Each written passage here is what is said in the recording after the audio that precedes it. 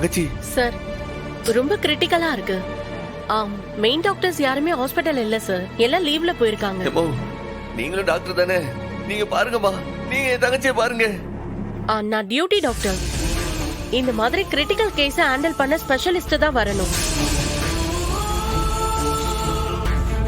நாங்க first eight மட்டும் தான் கொடுக்க முடியும். நீங்க பெரிய ஹாஸ்பிட்டல் கூட்டிட்டு போய் பாருங்களேன். ஏமோ பெரிய ஆஸ்பத்திரிக்கெல்லாம் போற டைம் ஆகுமா? அவ இருக்கிற நிலைமைக்கு நீங்க உடனே ட்ரீட்மெண்ட் கொடுங்கம்மா. தயவு செஞ்சு என் தங்கச்சியை காப்பாத்துக்கப்போ. நீங்களே ஏதாச்சும் செஞ்சு என் தங்கச்சியை காப்பாத்துங்க. சரிங்க சார், என்னால முடிஞ்சதை பாக்குறேன். நீங்க வேற ஏதாவது வெளியில ரெடி பண்ண முடியுமான்னு பாருங்க. அப்பனே முருகா, என் தங்கச்சியை காப்பாத்து. அண்ணே, நம்ம மைனியை விட பெரிய டாக்டர் யாருனே? நீங்க பேசாம நம்ம மைனிக்கு போன் பண்ணலாம்லண்ணே.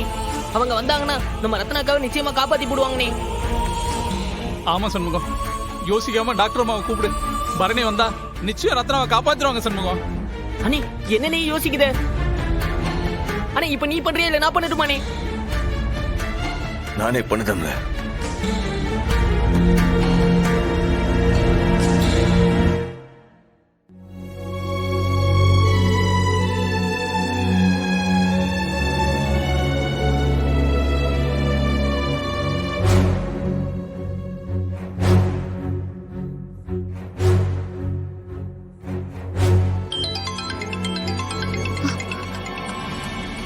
சண்முகம் தான் கால் பண்றான். பேசுதா பேசு.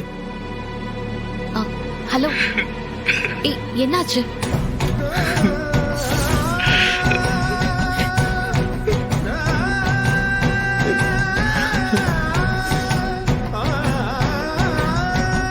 டேய் சண்முகம், என்னாச்சுடா? இப்ப ஏன் நீ அழுதுட்டு இருக்க? எம்ல, நீதாம்ல ரத்னாவை காப்பாத்துற. டேய், என்னாச்சுன்னு கேக்குறல, புரியுற மாதிரி சொல்றா.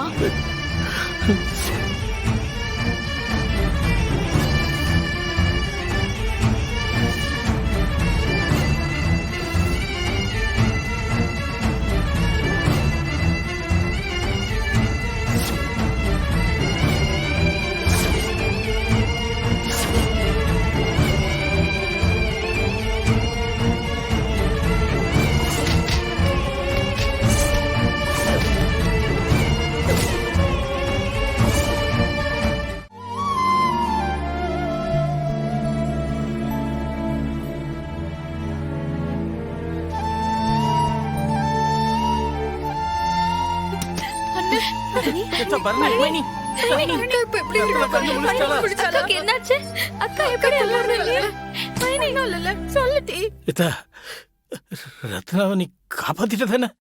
யாரும் பயப்பட வேண்டாம், ரத்னாவுக்கு எதுவும் ஆகாது.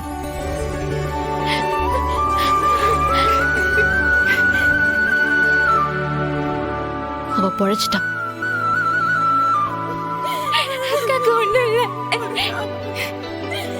கடவுளே, எனக்கு தெரியுதா நீ எப்படி அவளை காப்பாத்திருவ.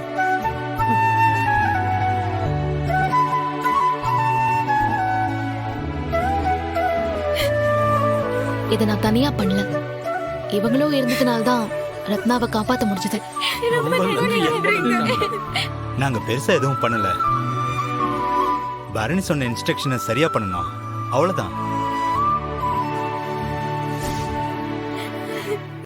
இருந்தாலும் இவங்க அதை பண்ணதே பெரிய உதவிதான். உங்க 2 பேருக்கும் நான் எப்படி நன்றி சொல்ல போறேனே தெரியல. கூப்பிட்டதும் ஓடி வந்து உதவி பண்ணீங்கல்ல. உன் கூட வேலை பார்த்தது உண்மையிலேயே ரொம்ப சந்தோஷமான விஷயம் பரணி. பேஷண்ட்டும் பொழைச்சுக்கிட்டாங்க, எங்களுக்கும் சந்தோஷமா இருக்கு.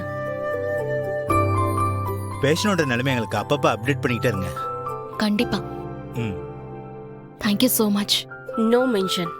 எல்லாருக்கும் வரும். எல்லாருக்கும் ரொம்ப நன்றி. பரணி வரண்டி. வரோம் பரணி. சரி, வரோம். ரொம்ப நன்றி. ரொம்ப நன்றி.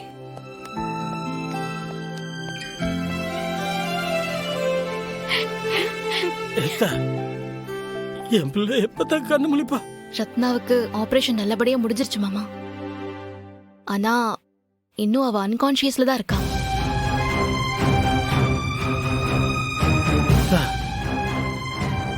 என்னத்த சொல்லுது? அவ மூளைக்கு போற நரம்புல பாதிப்பு இருக்கு.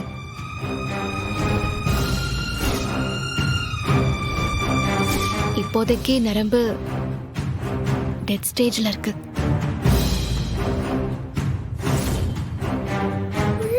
கண்டிப்பா இன்னும் 10 மணி நேரத்துல அவ கண் முழிக்கணும் மாமா. அப்படி கண்ணு முழிக்கலனா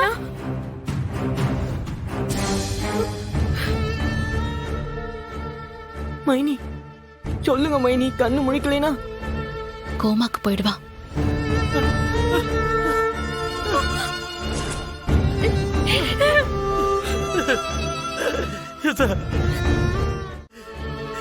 கொஞ்சம் தெளிவா சொல்லுதா.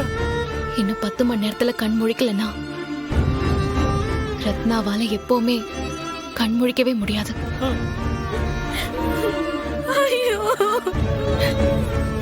என்ன மைனி சொல்றீங்க? அவ உயிரோட தான் இருப்பான்.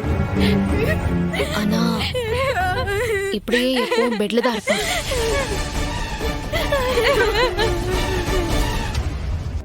ஏன் இப்ப எல்லாரும் இப்படி பதட்டப்படுறீங்க? இது வரைக்கும் நான் ஒரு டாக்டரா பேசினேன். இப்போ உங்க பரணியா பேசுறேன்.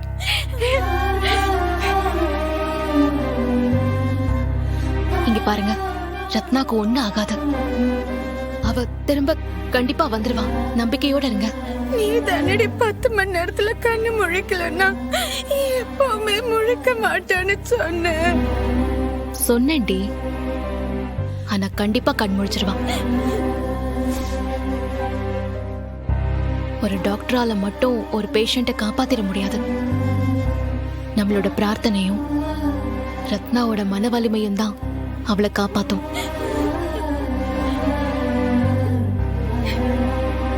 கவலைப்படாதீங்க, அவ கண்டிப்பா கண் முழிச்சிருவா.